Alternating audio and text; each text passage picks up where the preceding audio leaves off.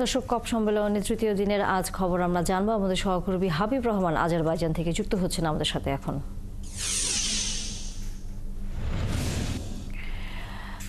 হাবিব, নিশ্চয়ই শুনতে পাচ্ছেন আপনি। আমরা জানি যে আজকে প্রধান উপদেষ্টা বক্তব্য রাখবেন এই কপ সম্মেলনে। তিনি তার বক্তব্যে কোন কোন বিষয়কে গুরুত্ব দিবেন সেরকম কোনো খবর আসলে আপনার কাছে আছে কিনা? এর পাশাপাশি প্রধান উপদেষ্টার আজকের দিনে এই বক্তব্য দেওয়ার পাশাপাশি আর কোনো ধরনের কর্মসূচি আছে কিনা? আজকে বাংলাদেশের প্রধান উপদেষ্টা ডক্টর মোহাম্মদ ইউনূস তিনি বক্তব্য দিবেন।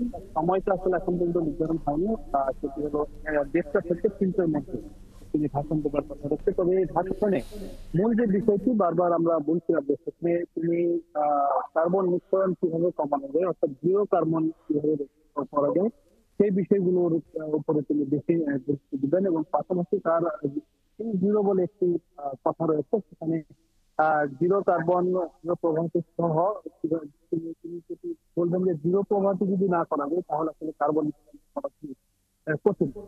এই বিষয়গুলো সবচেয়ে গুরুত্ব দেন। পাশাপাশি কৃষি এবং ইউথদের উপর, অর্থাৎ যুব সমাজ বা তরুণ সমাজের উপরে জলবায়ু যে পরিবর্তন সেই প্রভাব যদি কমাতে হয় তাহলে সেই বিষয়ের উপর দিতে পারেন। আমরা এছাড়া লস এন্ড ড্যামেজের কিভাবে অর্থ আদায় করা যাবে বা বিশ্ব নেতারা কেন যে প্যারিস জলবায়ু চুক্তি রয়েছে সেই চুক্তি কেন বাস্তবায়ন করছে না সেই বিষয়গুলো নিয়ে তিনি কথা বলবেন বলে আসছে।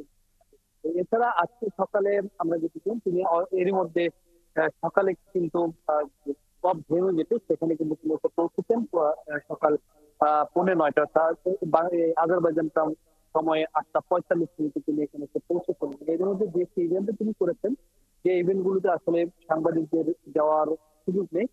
এছাড়া বেশ কিছু দেশের রাষ্ট্রপ্রধানের সাথে আজকে তিনি বৈঠক করবেন এবং এই জলবায়ু সম্মেলন সহ বাংলাদেশের যে বর্তমান প্রেক্ষাপট সেই বিষয়গুলো নিয়ে কথা বলবেন বলে আমরা জানি।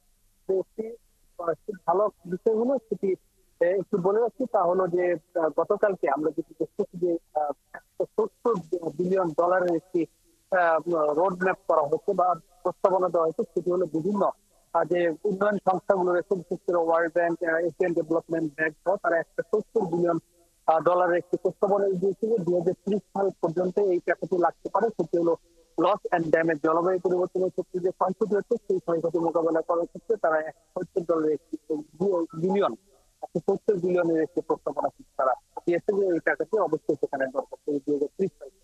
একটি কপের একটি ভালো দিক, যেটি অনেকেই বলছেন যে অন্তত পক্ষে একটি প্রস্তাবনা পাওয়া গেছে, সামনে সময়ে কিভাবে বাস্তবায়ন করা যাবে সেই বিষয়টি নিয়ে হয়তো কথা বলা যাবে বলে তারা কিন্তু আমাদেরকে জানিয়েছেন।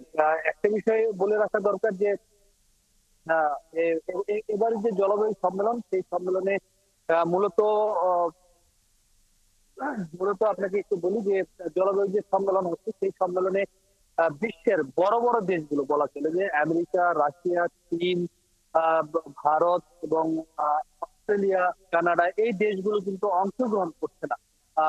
দেশগুলোর প্রধান যারা রাষ্ট্রপ্রধান তারা কিন্তু অংশগ্রহণ করছে না। কারণ জলবায়ু সম্মেলনে এবার অনেকটাই টালমাটাল অবস্থা রয়েছে যে আসলে প্রকৃতপক্ষে যারা মূল কার্বন নিঃসরণকারী দেশ তারা যেহেতু অংশগ্রহণ করছে না, তাদের দেশের প্রধানেরা সেক্ষেত্রে কতটা সফল হবে সেটি নিয়ে আসলে এখন পর্যন্ত সংশয় থেকে যাচ্ছে। তারপর আপনি জানেন যে গতকাল কিন্তু এর মধ্যে বাংলাদেশের প্রধান উপদেষ্টা নেদারল্যান্ডসের একটি সেমিনারে বা বাংলাদেশ সেমিনারে তিনি অংশ নিয়েছিলেন এবং সেখানে তিনি প্রেক্ষাপট গুলো তুলে ধরেছেন যে মূলত বাংলাদেশের যে বর্তমান ব্যাংকিং সিস্টেম রয়েছে সেই সিস্টেমে আসলে যারা কৃষক বা নিম্ন আয়ের মানুষ তারা সুবিধা পাচ্ছে না। সেই সুবিধার ক্ষেত্রে যে গ্রামীণ ব্যাংকের যে প্রক্রিয়া সেই প্রক্রিয়ার মধ্যে দিয়ে যদি যাওয়া হয় তাহলে সেখানে সাধারণ মানুষ অনেকটাই সুবিধা পাবে এবং কৃষকরা, অর্থাৎ এই কৃষকরা জলবায়ু পরিবর্তন এবং খাদ্য উৎপাদন থেকে শুরু করে পরিবেশ সুরক্ষায় কাজ করে, কিন্তু এই কৃষকরা সেই ধরনের সুবিধাগুলো পাচ্ছে না। এই বিষয়গুলো নিয়ে কিন্তু গতকালকে তিনি অনেকটা কথা বলেছেন নেদারল্যান্ডসের প্রতিনিধির সাথে। আপনি বলা চলে যে